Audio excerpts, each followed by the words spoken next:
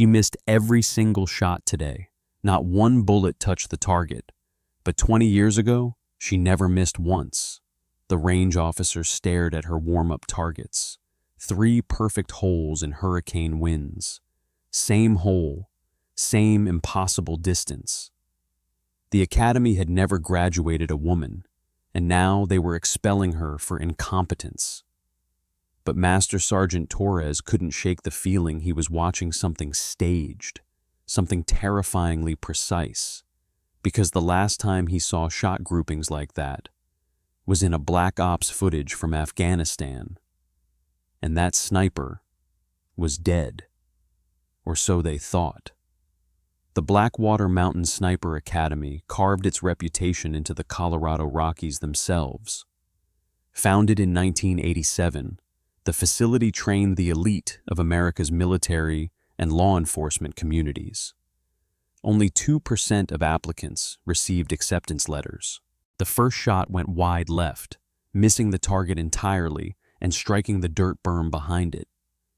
The second sailed high, disappearing into the mountain backdrop. By the third shot, which landed somewhere in the next county according to the spotting scope, open laughter had replaced the snickers. Reed's commentary over the speaker system provided a running narrative of failure. "This is what happens when we lower standards to accommodate political correctness," he said, each word carefully chosen to maximize humiliation. "Some people simply don't possess the basic capabilities required for precision marksmanship. No amount of diversity initiatives can change biological reality." Sarah's 4th and 5th shots completed the performance, both missing by margins so large the spotters couldn't determine impact points. She stood slowly, safing the weapon and stepping back from the line. Her face remained expressionless, but Torres noticed her right hand trembling slightly as she signed the range log. Not from emotion, he realized with sudden clarity. From restraint. He'd seen that same controlled tremor in special operations soldiers forced to conceal their capabilities during joint exercises with foreign militaries. The implications made him glance toward the warm-up targets she'd used earlier, still rolled up in his range bag. The harassment escalated over the following days with the cruel creativity of those who mistake silence for weakness. Sarah's equipment mysteriously developed problems overnight. Scope mounts came loose during exercises. Ammunition counts never matched what she'd been issued. Someone filled her rifle case with sand. Her boots disappeared from the barracks, reappearing frozen solid outside. Through it all, she maintained the same neutral expression, completing every non-shooting task with a precision that should have been impossible for a civilian. She ran the obstacle course in times that matched the instructors. Her written examinations on ballistics and wind calculation scored perfect marks. But nobody noticed excellence when it was overshadowed by apparent failure with a rifle. What would you do if everyone believed you were incompetent? Tell us below. Brad Thompson had appointed himself the unofficial leader of what he called Operation Reality Check. During an evening briefing, he stood without permission and addressed the room. "I think we need to discuss the elephant in the room," he said, his eyes fixed on Sarah. "Someone here is taking a slot that belongs to a qualified candidate, someone who's wasting instructor time and academy resources because of some quota system that values appearance over ability." Other candidates nodded agreement, emboldened by his directness. Maybe it's time for that person to acknowledge reality and stop embarrassing herself and this institution. Colonel Reed let the speech continue for a full minute before calling for order, his intervention deliberately delayed to allow maximum impact. "While I don't condone speaking out of turn, candidate Thompson raises valid concerns about maintaining standards," he said, his tone suggesting complete agreement with the sentiment, if not the method. "This academy has a proud tradition of excellence. Those who cannot meet our standards typically recognize that fact and withdraw voluntarily. It's the honorable thing to do. His gaze fixed on Sarah, waiting for a response that never came. She sat perfectly still, hands folded on the desk in front of her, eyes focused on some point beyond the wall. That night, alone in the supply closet where she'd retreated to escape the escalating harassment, Sarah's composure finally cracked. The darkness triggered memories she'd fought to suppress for years. Desert sand became blood-soaked ground. The sound of wind through ventilation grates morphed into the whistle of incoming rounds. She saw their faces again, her squad members who'd trusted her to get them home. Martinez with his newborn daughter's photo. Jackson, who'd been 2 weeks from retirement. Williams, who'd taken a bullet meant for her. They materialized in the shadows, accusatory in their silence. Her breathing shortened to rapid gasps as the walls closed in. She pressed her back against the door and forced herself to remember her father's voice, patient and calm, in their backyard in Montana. Breathe, Sarah. In through the nose, hold, out through the mouth. The target isn't going anywhere. Time belongs to the shooter, not the shot. She was 12 again, drawing the recurve bow he'd given her for her birthday. The arrow flew true, splitting the previous one down the middle. Natural talent needs discipline, he'd said, his weathered hand gentle on her shoulder. Without both, you're just another shooter. The memory grounded her, pulled her back from the edge of panic. Her breathing steadied. The ghosts retreated. She emerged from the closet with renewed determination. She'd survived worse than this. Master Sergeant Torres had started keeping unofficial notes about Sarah Mitchell. Her weapon maintenance surpassed instructor standards. During tactical movement drills, she chose positions that only someone with extensive combat experience would recognize as optimal. Her camouflage techniques belonged in special operations training manuals. He'd submitted a query up the chain of command, requesting her background check file. The response had come back with 2 words that made his blood run cold. Access denied. In 30 years of military service, he'd seen that classification only for operators in the deepest black programs. Major General Patricia Hayes arrived at Blackwater Mountain at 0600 hours on a morning when fog wrapped the peaks like burial shrouds. Her unscheduled inspection sent ripples of panic through the administrative staff. Hayes commanded special operations training for the entire western region. She didn't make social calls. Her black Suburban pulled up to the administration building where Colonel Reed waited, his uniform pressed to perfection, but sweat already beading on his forehead despite the cold. Hayes stepped out, her eyes scanning the grounds with the practiced assessment of someone who'd spent decades identifying threats and assets in seconds. The morning formation had assembled on the parade ground, candidates standing at attention in perfect rows. Hayes walked the ranks, nodding occasionally, speaking to no one. Then she saw her, 3rd row, 4th position from the left. The blonde woman in civilian clothes standing among the tactical gear and camouflage uniforms. Hayes stopped mid-stride. For 3 seconds, she stood absolutely still. Then she turned to her aide, speaking in a whisper that carried the weight of command. "Get me her file, now," Reed intercepted, his voice oily with false confidence. "General, that's our problem candidate. I'm actually processing her dismissal today. Failed every marksmanship evaluation, clearly doesn't belong here." "I'll handle this personally, Colonel," Hayes said, her tone suggesting the conversation was over. "Clear briefing room 1. Secure it. No recordings, no interruptions." She turned back to the formation, her eyes finding Sarah again.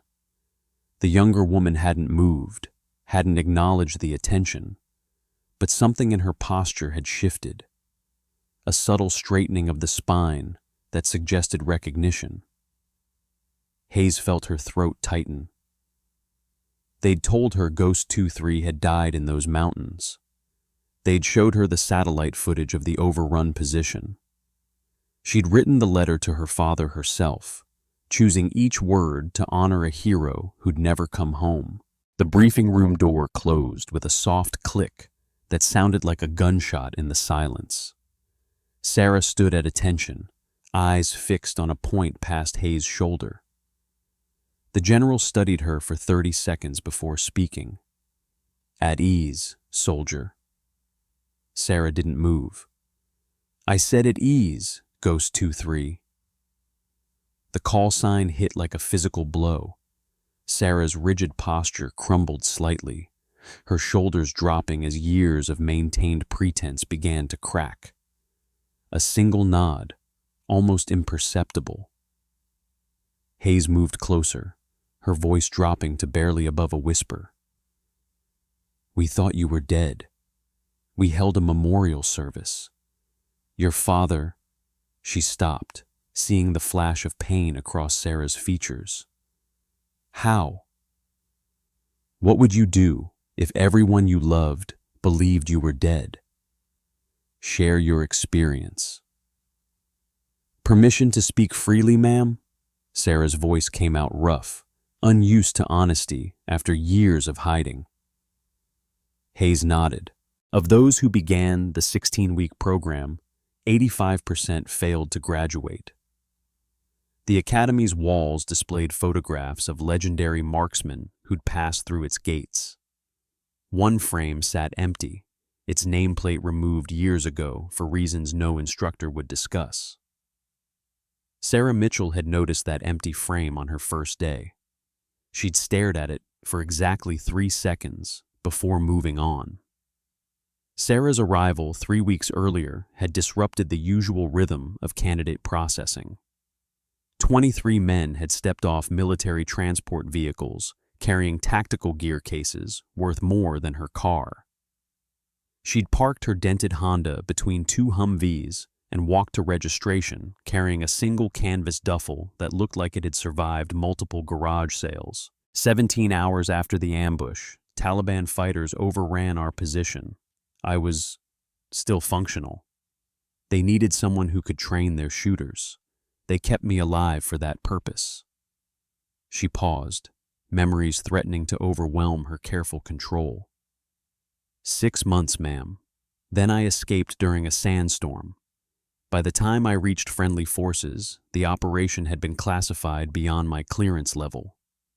Officially, Staff Sergeant Sarah Mitchell died with her squad. They gave me a choice: accept the death and disappear, or risk compromising ongoing operations. Hayes felt rage building in her chest. Not at Sarah, but at a system that could erase heroes when convenience demanded it. "Your record," she said carefully. 247 confirmed kills. Longest confirmed shot at 2,847 meters. 14 hours of sustained fire to cover the extraction of 23 coalition forces. You saved entire platoons. Sarah's jaw tightened. "I lost my squad, ma'am. 6 soldiers who trusted me to bring them home. Their families think I died with them. Maybe that's better than knowing I survived when they didn't." The weight of survivors' guilt filled the room like smoke. "Show me the shot groupings from this morning's failure," Hayes commanded suddenly. Sarah's eyes flickered with confusion. "Ma'am?" Hayes pulled out a tablet, accessing the range cameras. "You didn't miss, Sergeant. You put 5 rounds through the same hole, 4 inches left and 2 inches high of center mass. The pattern only shows one impact because the bullets traveled through the same channel. It's a technique they teach in Delta's advanced program. A technique you perfected in Afghanistan." She turned the screen towards Sarah. "You've been playing them from day one." The revelation hung between them for several seconds before Hayes made her decision. "Get your gear. Full assembly in 20 minutes. We're going to give Colonel Reed and his candidates an education in what real marksmanship looks like. Sarah hesitated. Ma'am, I came here to honor my father's memory, not to... Hayes cut her off. Your father trained at this academy 30 years ago. That empty frame on the wall of honor, that was his. They removed it after a classified incident in Nicaragua. James Mitchell was the best instructor this place ever had. They erased him just like they tried to erase you. No more hiding, Sergeant. It's time to show them what a Mitchell can really do. The assembly area filled with curious candidates and instructors as word spread of an unscheduled demonstration. Reed stood near the range control tower, his face flushed with anger at having his authority superseded. Hayes had ordered the most challenging setup available, 2,200 meters to target, variable crosswinds gusting to 40 miles per hour, elevation changes that would test any shooter's ability to calculate bullet drop. Sarah walked onto the range still wearing her civilian clothes, carrying a rifle that looked ancient compared to the modern weapons the other candidates used. The crowd's whispers grew louder. This was the woman who couldn't hit a target at 800 meters? Ladies and gentlemen, Hayes addressed the assembly, her voice carrying absolute authority. You're about to witness something most of you will never see again in your careers. Pay attention. You might learn something. She nodded to Sarah, who took her position with movements so smooth they seemed choreographed. No warm-up shots, no practice sightings, just a woman and a rifle and 2,000 meters of impossible distance. The range fell silent except for the wind indicators snapping in the gusts. Sarah's breathing slowed until she seemed to stop entirely. Her finger caressed the trigger with the patience of someone who'd waited in hide sites for days. The first shot shattered the silence. Electronic systems confirmed impact before human eyes could process what had happened. Dead center, 2,200 meters in conditions that should have made the shot impossible. Sarah worked the bolt with economical precision and fired again. The spotters confirmed what the electronics showed. Same hole. The third shot completed the impossible trilogy. 3 rounds, one ragged hole that could be covered with a quarter. The assembled crowd stood in stunned silence, military discipline the only thing preventing an eruption of disbelief. Hayes stepped forward, her voice carrying across the range. Meet Staff Sergeant Sarah Mitchell, call sign Ghost 23, former Delta Force sniper, the ghost who haunted Taliban positions for 3 years. The woman you've been mocking holds the American military record for longest confirmed kill. She's saved more lives than everyone on this range combined. The revelation rippled through the crowd like an explosion. Phones appeared despite regulations, recording the moment when myth became reality. Reed's face had drained of all color, his mouth opening and closing without sound. Brad Thompson stood frozen, his brain unable to reconcile the woman he'd tormented with the legend Hayes was describing. Sarah remained in shooting position, her eyes still on the scope, as if none of the chaos behind her existed. She fired 2 more shots in rapid succession, both finding the same impossible point of impact. 5 rounds, 1 hole, at a distance that defied physics and human capability. The aftermath of Sarah's revelation detonated through Blackwater Mountain like a precision strike. Within hours, the Academy's carefully maintained hierarchy had crumbled. Colonel Reed retreated to his office, frantically making phone calls to supporters who suddenly wouldn't answer. The board of directors convened an emergency session via secure video link. Hayes had submitted her report with surgical precision, documenting not just the discrimination Sarah had faced, but a pattern of systematic bias that had infected the institution for years. Reed's career, built on connections rather than competence, began its terminal descent. In the barracks, a different kind of reckoning unfolded. Brad Thompson sat on his bunk, staring at his phone where the video of Sarah's impossible shots played on repeat. His hands shook slightly as he watched her put 5 rounds through a space smaller than a coin at a distance that challenged the best shooters in the world. The woman he'd called sweetheart and suggested should try the pistol range had more confirmed kills than his entire SEAL team combined. He stood abruptly, decision made, and walked to Sarah's quarters. She was cleaning her rifle, the movements automatic and meditative. I'm sorry, he started, the words feeling inadequate. I treated you like you were nothing. I was wrong. Sarah looked up, her expression unreadable.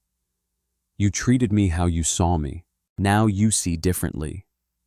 Her voice carried no anger, only statement of fact. Brad struggled with her calm acceptance. How can you not hate us? Hate me? After everything? She considered the question while running a cleaning rod through the barrel. Hate takes energy better spent elsewhere. You saw a civilian woman failing at a man's job. Your response was predictable. The simplicity of her analysis made it worse somehow. Brad requested transfer to another program that afternoon. He couldn't face training alongside someone he'd so fundamentally misjudged. Half the class followed suit within 48 hours. Have you ever discovered someone's true identity changed everything? Share your experience. Torres found Sarah at the 1,000-meter range after midnight, firing controlled groups in complete darkness using night vision she'd requisitioned from the armory. I knew something was different about you, he said, settling beside her on the shooting mat. 30 years of training soldiers, you develop instincts.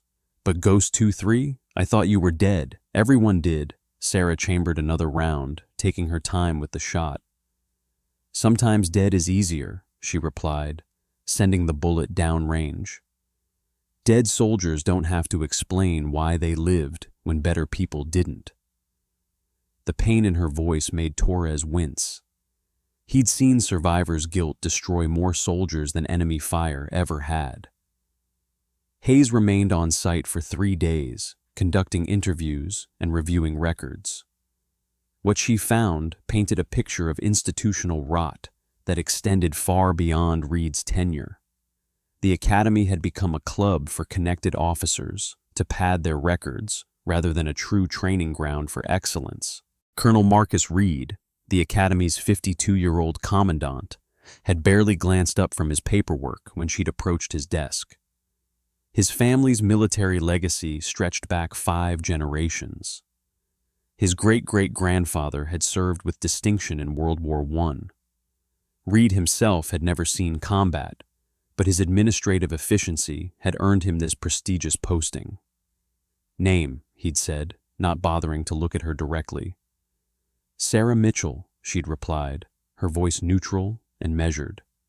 Reed's pen had paused for a fraction of a second. Civilian? The question carried weight beyond its single word. Yes, sir.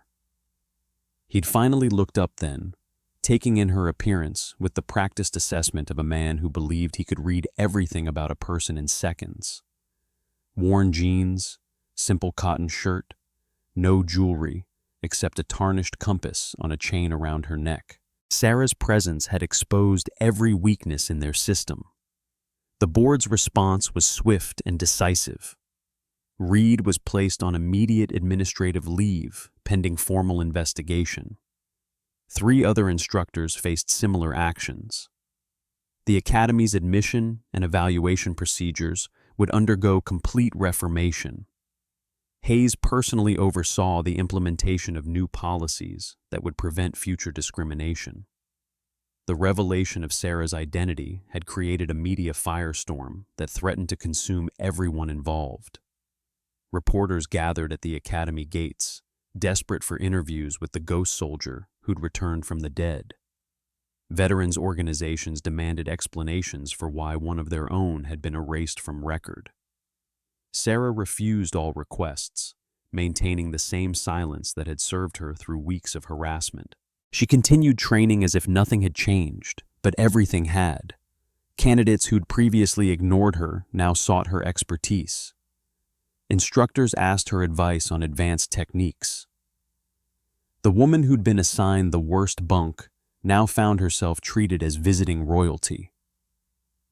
In the darkness of her father's memorial garden, a small space she'd discovered behind the chapel, Sarah finally allowed herself to break. She knelt before a simple stone marker that bore his name and dates of service. "I let them die, Dad," she whispered to the granite. "Martinez had a baby girl. Jackson was going home in 2 weeks. Williams took a bullet meant for me. I'm alive, and they're not. How do I carry that?" The tears came then, years of suppressed grief pouring out in the mountain darkness. She talked to the stone as if her father could hear, telling him about the ambush, the captivity, the escape that had cost her everything, including her identity. "You taught me to be strong, but I don't know if I'm strong enough for this." "What's the longest shot you've ever made? Not just with weapons, but in life?" The Academy's transformation accelerated over the following weeks. Sarah found herself in the unexpected position of mentor to the remaining candidates. Her teaching methods, inherited from her father and refined through combat experience, revolutionized the training approach. She emphasized patience over speed, precision over volume, mental discipline over physical prowess.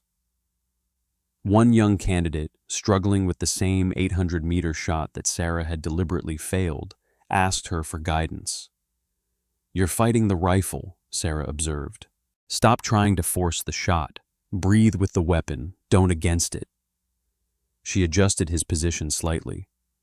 "Your father ever teach you to shoot?" The candidate nodded. "He said aim small, Miss Small," Sarah smiled, the expression rare and striking. "Smart man, remember that." General Hayes returned for an unannounced inspection 6 weeks later. The academy she found bore little resemblance to the institution that had tried to destroy Sarah Mitchell. Reed's replacement, Colonel Maria Vasquez, had served 3 combat tours and earned her position through merit rather than connections. The candidate pool had diversified, including 4 women who showed exceptional promise. But Hayes had come for a specific purpose. She found Sarah instructing an advanced ballistics class, using her Afghanistan experiences to illustrate theoretical concepts. "Sergeant Mitchell," Hayes interrupted. "A word." The class watched as their instructor followed the general outside. "The Pentagon wants to award you the Congressional Medal of Honor," Hayes said without preamble. "Your actions in Afghanistan, the lives you saved, the sacrifice you made. It's time for recognition." Sarah's expression hardened. "With respect, ma'am, no. Those medals belong to soldiers who died. I'm not a hero. I'm just the one who made it out." Hayes had expected this response. "Your father would have wanted," Sarah cut her off, something she'd never done before. "My father would have wanted me to honor the fallen by living, not by collecting medals for surviving. I'm doing that here, training the next generation. That's enough." The final examination approached with the weight of history. Sarah had agreed to demonstrate the Academy's ultimate challenge, a 3,000-meter shot that existed more in theory than practice. The current Academy record stood at 2,400 meters. Sarah's combat record in Afghanistan had been 2,847 meters, achieved under fire with lives hanging in the balance. This shot would be different. No enemy threats, no wounded soldiers needing cover, just the pure challenge of physics and human capability. The entire academy assembled to witness the attempt, along with observers from other training facilities who'd heard whispers of what might happen. The morning of the final examination arrived with atmospheric conditions that seemed designed by nature to prevent any possibility of success. Temperature inversions created multiple layers of air density that would bend a bullet's path unpredictably. Crosswinds gusted to 40 miles per hour, shifting direction without warning. The 3,000-meter target sat in a valley between two peaks, creating wind vortexes that made accurate calculation nearly impossible. Sarah studied the conditions for 2 hours before the scheduled attempt, sitting perfectly still on a ridge overlooking the range. She'd learned patience in Afghanistan, waiting days for the perfect shot. This was different. This was her father's legacy made manifest. Colonel Reed, demoted to major and serving his final day before forced retirement, had been ordered to observe from the control tower. His presence served as a reminder of how wrong institutional prejudice could go. Hayes had insisted on it, wanting him to witness what he'd nearly destroyed through his blindness. The assembled crowd included military observers from 7 countries, each hoping to learn something from watching a legend work. Sarah approached the firing position wearing the same civilian clothes she'd arrived in months ago. The symbolism wasn't lost on anyone. She'd never accepted military rank or uniform since her return. Ghost 2-3 had died in those mountains. Sarah Mitchell was someone else, someone who'd found purpose in teaching rather than killing. Williams, one of the few original candidates who'd stayed after the revelation, served as her spotter. He'd earned the position through months of dedicated study under her tutelage. Wind reading shows gusts between 35 and 42 miles per hour, he reported, shifting between 10 and 2 o'clock. Temperature gradient suggests at least 4 distinct air layers between here and target. Sarah nodded, processing the information, while her eyes tracked patterns invisible to others. She saw the wind the way musicians heard harmony, as layers of complexity that could be understood and predicted. The shot's impossible at this distance, Williams added quietly. The variables are too extreme. Sarah chambered a match-grade round she'd hand-loaded herself. My squad said the same thing in Afghanistan, right before I made the shot that saved their lives. The crowd fell silent as Sarah took her position. Her breathing slowed until her chest barely moved. Williams watched through the spotting scope as she made minute adjustments to the rifle's position. 20 minutes passed. 30. Some observers began to shift restlessly, wondering if she'd lost her nerve. They didn't understand that patience was the sniper's greatest weapon. Sarah was reading the mountain's language, learning the wind's patterns, finding the moment when all the chaos would align for a fraction of a second. Her father's voice echoed in her memory. The mountain will tell you when, Sarah. Listen to what others can't hear. At minute 37, something shifted in the air. A pattern emerged from the chaos, lasting perhaps 3 seconds before dissolving. Sarah had been waiting for exactly this moment. Her finger touched the trigger with the delicacy of a butterfly landing. The rifle spoke once, its report echoing off the mountain walls. 3,000 meters away, through layers of swirling wind and impossible atmospheric conditions, the bullet found its mark. Dead center. Ma'am, are you certain you're in the correct location? This isn't a recreational shooting camp. Sarah had simply nodded, sliding her acceptance letter across the desk. The other candidates had noticed her immediately. Whispered conversations followed her through the registration process. Brad Thompson, a Navy SEAL candidate with 2 combat deployments, had nudged his teammate and muttered something about tourists getting lost on their way to the ski resort. Sarah had heard every word. She'd cataloged every face, memorized every name from the roster posted on the wall. Her silence wasn't submission, it was observation. When Master Sergeant Torres had conducted the initial equipment briefing, he'd noticed how her hands moved across the rifle components. There was something unsettling about the way she'd assembled the weapon while appearing to struggle with its basic operation. The electronic confirmation came seconds later, but Sarah was already standing, safing the weapon with the casual efficiency of someone who'd just completed a routine task. Who taught you your most valuable life lesson?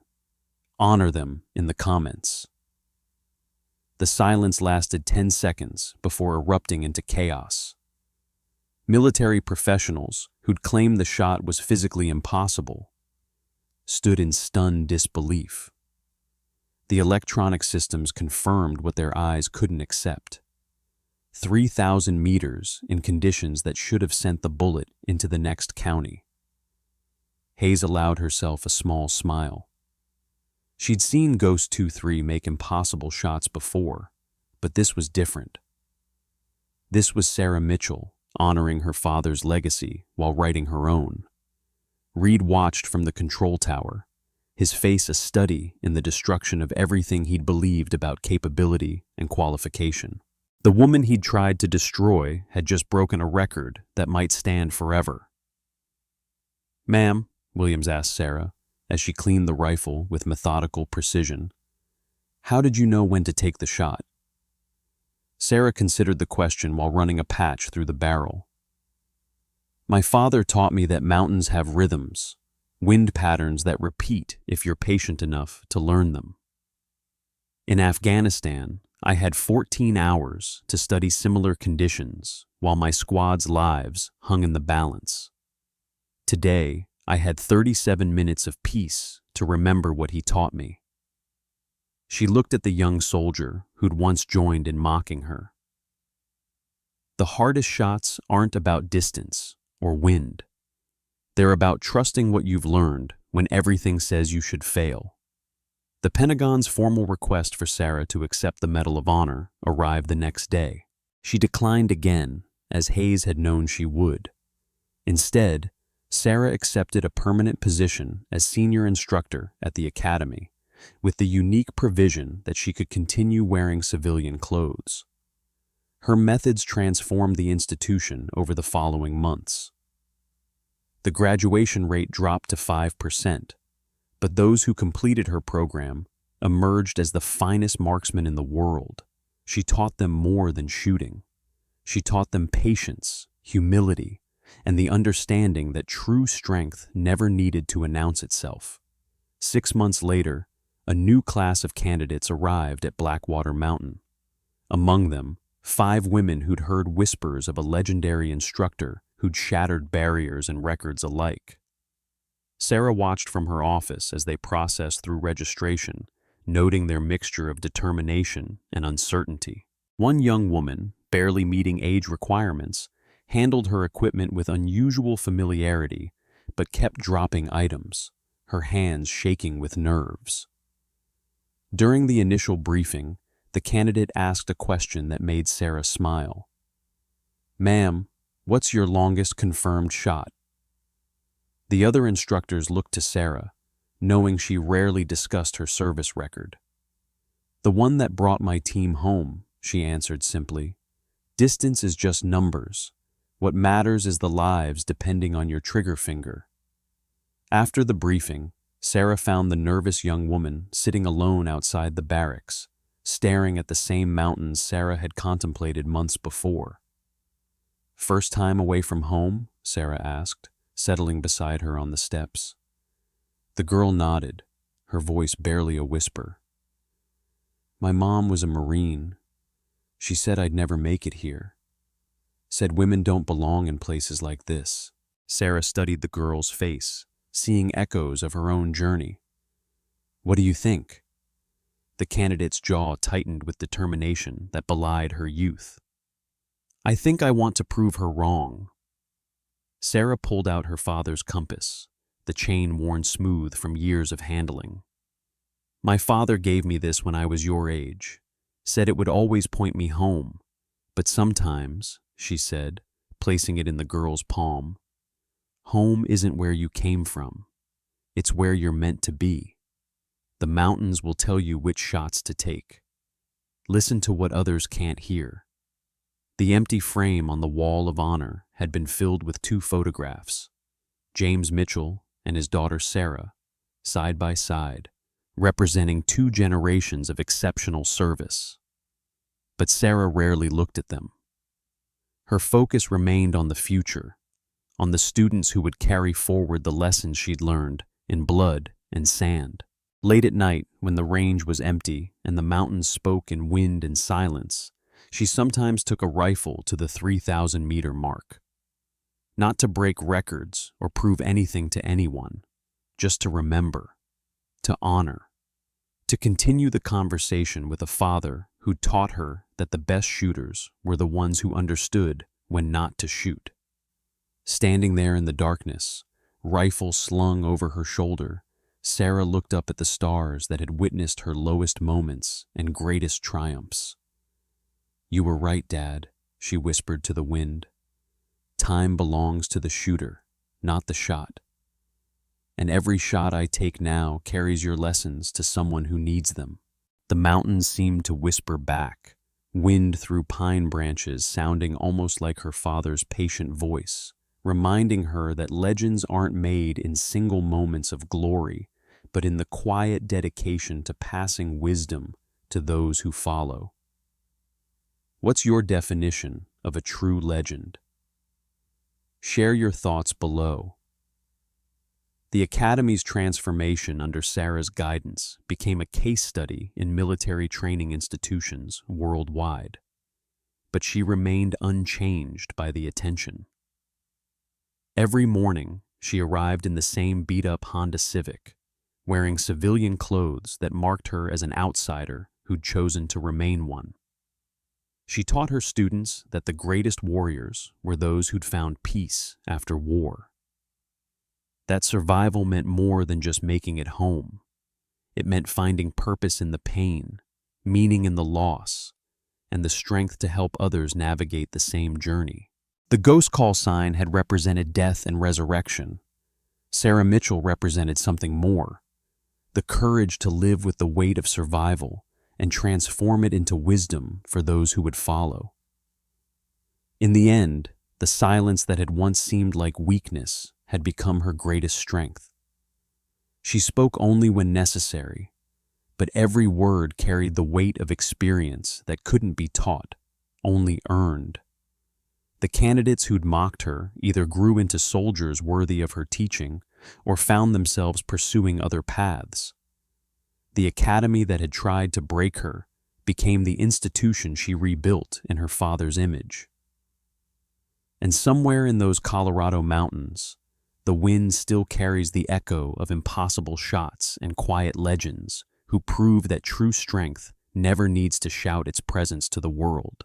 The young woman still carried the compass, and Sarah knew that someday she too would stand on these mountains, teaching another generation that the silence of the experienced is worth more than the boasting of 1,000 who have never fought. The Academy's training grounds stretched across 8,000 acres of mountainous terrain. Ranges extended from 100 to 2,500 meters, though most training occurred at half that distance. Weather conditions at elevation created challenges that eliminated weaker candidates within days.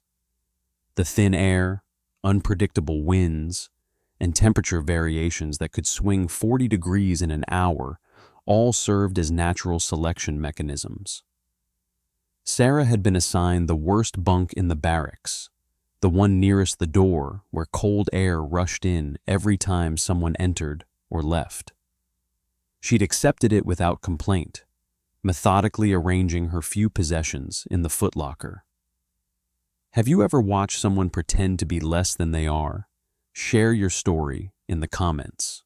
That first night, Sarah had sat alone on the barracks steps, staring at the mountain silhouettes against the star-filled sky. The other candidates gave her a wide berth, their dismissive attitudes already solidifying into active avoidance. In the darkness, her hands had trembled slightly as she gripped her father's compass. Fragments of memory pushed against her consciousness, muzzle flashes in the desert night, screaming voices calling for covering fire, blood mixing with sand as she dragged wounded soldiers to safety. "I'm not ready for this," she'd whispered to the mountains, "but I have to be." The words disappeared into the cold air, witnessed only by the stars that had watched her in Afghanistan years before. During the equipment checkout the next morning, Torres had observed each candidate's weapon handling. 23 men had demonstrated varying levels of competence, from basic familiarity to expert manipulation. Then Sarah had stepped forward. She'd picked up the rifle with movements so fluid they seemed choreographed, her muscle memory betraying years of intimate familiarity with the weapon. But when she'd noticed Torres watching, she'd fumbled with the bolt action, pretending to struggle with its operation. The master sergeant's expression had shifted from professional boredom to sharp curiosity. He'd seen that kind of deliberate incompetence only once before, in operators returning from classified missions who needed to hide their true capabilities. Reed's opening speech to the assembled candidates had set the tone for what would follow. "Gentlemen," he'd said, pointedly excluding Sarah from his address, "you stand at the proving ground that separates pretenders from warriors. This academy has produced the finest marksmen in American military history. We do not lower our standards. We do not accommodate weakness. If you cannot meet our requirements, you will be eliminated." His gaze had lingered on Sarah for several seconds longer than necessary. She'd maintained eye contact, her expression revealing nothing. That neutrality had irritated him more than any defiance could have. Week 3 arrived with a late spring snowstorm that turned the ranges into a frozen testing ground. The morning's live fire exercise would separate those with natural talent from those who merely thought they could shoot.